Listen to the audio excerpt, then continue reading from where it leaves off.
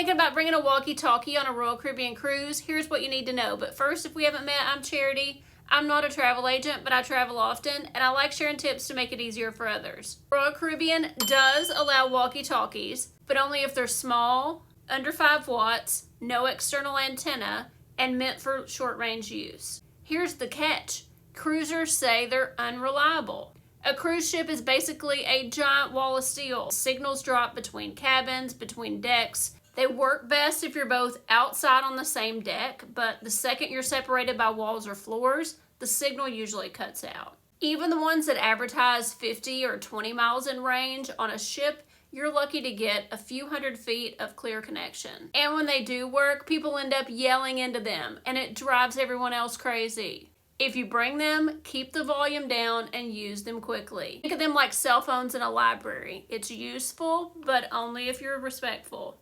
Honestly, most people find the Royal Caribbean app chat to be much more reliable. It works on the ship's Wi-Fi, even if you don't buy an internet package. Another hack some families use are AirTags. They won't let you talk to each other, but some people say they've had success keeping up with others with those. If you do bring walkie-talkies, toss them in the personal bag you bring on the ship so they're handy. And don't spend big money on high-powered radios.